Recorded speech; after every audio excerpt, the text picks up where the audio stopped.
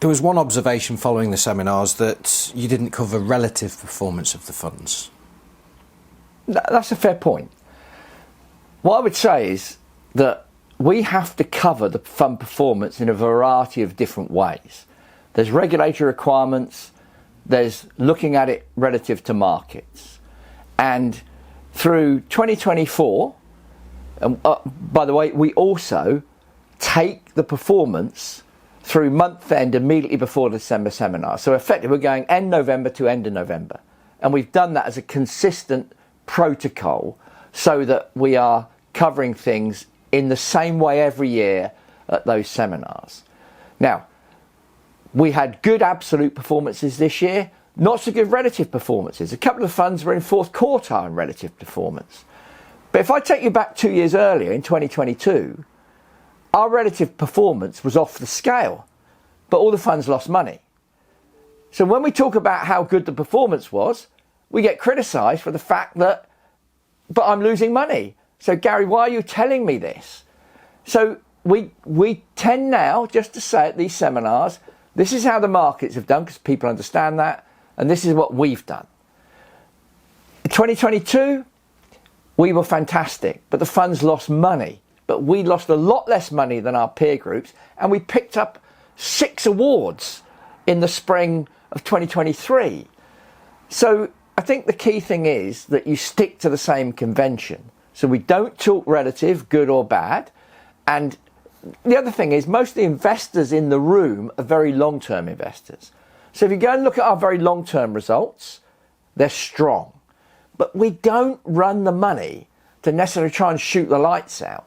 You're running the money to get people so that people can have the standard of living they want for the rest of their lives with the smallest amount of risk. So I'd rather we did that across the board and we're fourth quartile every year than we're first quartile every year, but we didn't get the clients achieving their own objectives. Now, of course, long run, I expect that with a lot of hard work and sensible decision making, we will beat the peers. That's the goal.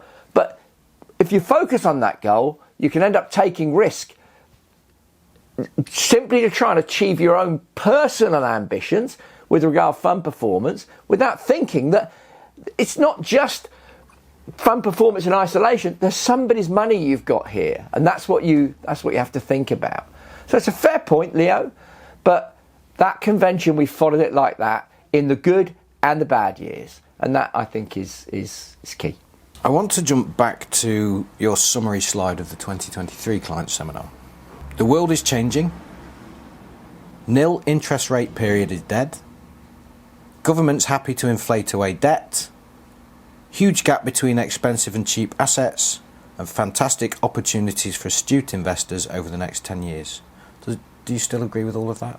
That was last year, was it? There? End of 2023. It was almost the same as I said this year, isn't it? So I do agree with all of it. Not much has changed. Yeah, let me just say that you get seminal moments, but they're very rarely are they one moment when everything spins. When the global economy begins to change, it's like a super tanker trying to change direction. It will start to inch in that direction. It will change, but it happens slowly. It's not like watching an ant going one direction and about turn and go the other way. It doesn't happen like that. Unless you have something like a pandemic. Well, the pandemic did change things, actually. You know, it created inflation, which the central banks have been incapable of creating for ages. It forced fiscal intervention by governments. Lo and behold, the other side of that, we get a better economy. So why did we need a virus to make us go down a much more efficient way of getting our economies going again?